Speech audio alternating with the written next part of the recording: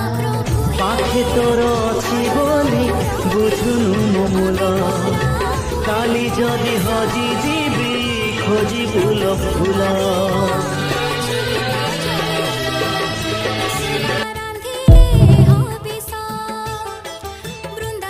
Deepa